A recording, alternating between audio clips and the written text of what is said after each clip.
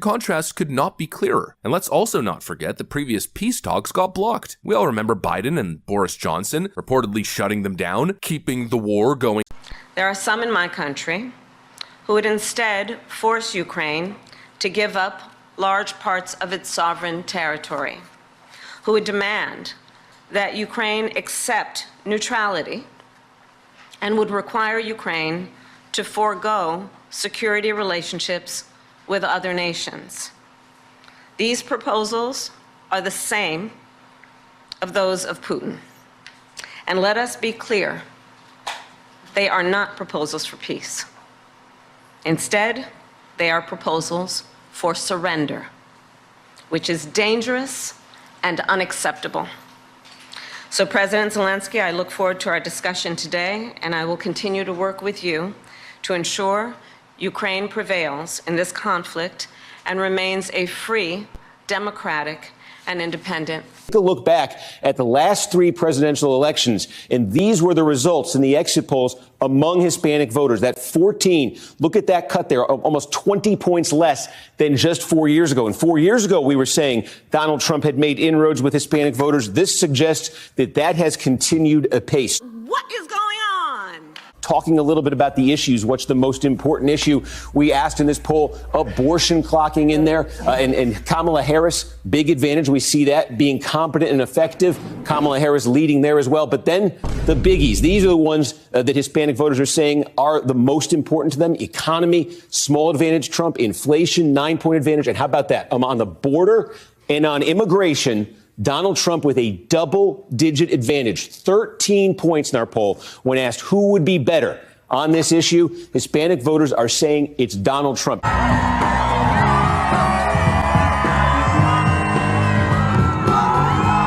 We ask a basic question of Hispanic voters, which party do you more identify with? 37% now say Republicans, 49% say Democrats. But again, look at how this has shifted in just the last dozen years. In 2012, this was a 41-point advantage for the Democrats. It has come all the way down to 12 points, Kristen, a 29-point drop.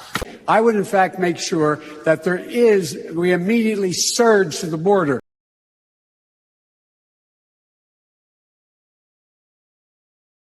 Social media is just growing and growing and growing. And it's part of our problem, particularly in democracies, in terms of building consensus around any issue. It's really hard to govern today. You can't, there's no, the referees we used to have to determine what's a fact and what isn't a fact are kind of rated to a certain degree. And people go, and that people self-select where they go for their news or for their information. And you just get into a vicious cycle. So it's really, really hard, much harder to build consensus today than at any time in the... Trump back in 2016. But I also think there are Americans who are engaged in this kind of propaganda. And whether they should be civilly or even in some cases criminally charged is something that would be a better deterrent. They believe that she is a communist, that she is a socialist. There are these memes going around with her dressed in a Mao Zedong suit with a cat that has a hammer and sickle. The Director of Immigration and Customs Enforcement confirms that more than 13,000 illegal immigrants convicted of murder have been caught at the border and then released into the United States. And by the way, as the FEMA can tell you, they had pre-positioned an awful lot of material throughout that area, from the Bend all the way up into Tennessee. And so the idea that we weren't prepared, the question is, no one knew exactly how devastating it would be. We knew it would be significant, and we've got a lot already in place, but there's more. But here's the point. I'm going to be asking the American people to continue to help fund the needs of these people. It's not going to be one hit and it's over. It's going to take a hell of a long time. It's going to cost a hell of a lot of money. For $33 billion in supplemental aid to Ukraine over the next 5 months, and pledging the U.S. is in it for the long haul. Including today, I've announced 6 packages of significant funding. Today, I'm also signing an additional package for $225 million to help you reconstruct the electric grid. And The risk of conflict and chaos could spread in other parts of the world.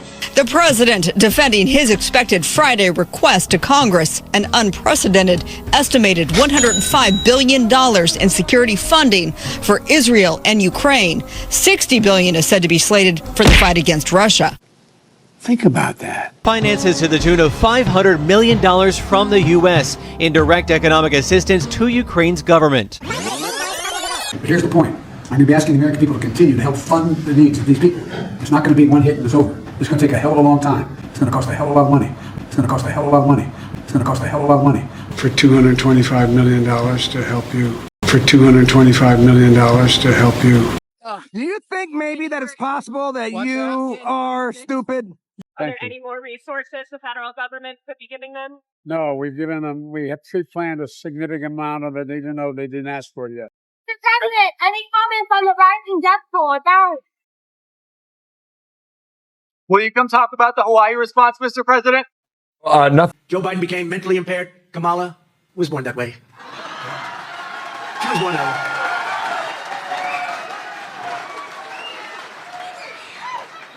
Points that just jump off the screen should set off sirens. All right, this is Union House House. This is a Democratic margin in presidential election. It ain't what it used to be. You know, you go back to 1992. Bill Clinton won that Union vote by 30 points. Hillary Clinton only won it by 12 points back in 2016. That was the lowest mark for a Democrat since 1984, Mondale versus Reagan. But look at where Kamala Harris is today. She's only leading by 9 points. That would be the worst Democratic performance in a generation. 10 points off the mark of Joe Biden, who of course won 4 years ago, who was sort of that Union guy, Union Joe, right?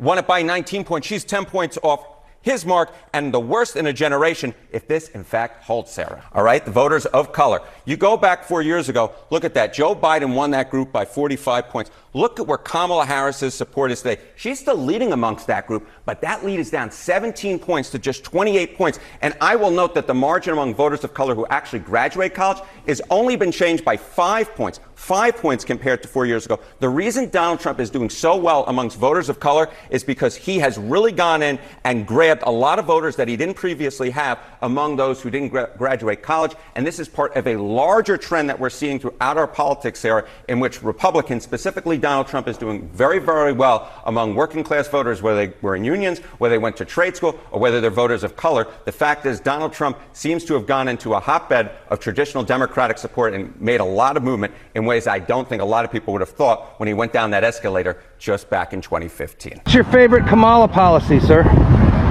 Anything but that other guy. One. Yeah. One. Okay. Just one. I only need one. You got me on the spot, but I got you on the spot. I can't name one. He lied about everything, but I can't name one fucking thing he lied about. Typical Trump person. What'd he lie about, dude? Do you think maybe that it's possible that you are stupid? This is I'm not feeling my best right now about where we are on Kamala Harris in a place like Michigan right now. We have her underwater in our polling. And now the Democratic Party has given us a loophole around that mandate. All you have to know is 7 words, and you never have to admit to doing anything wrong again. And do you know what those 7 words are? I was born in the middle class. Oh.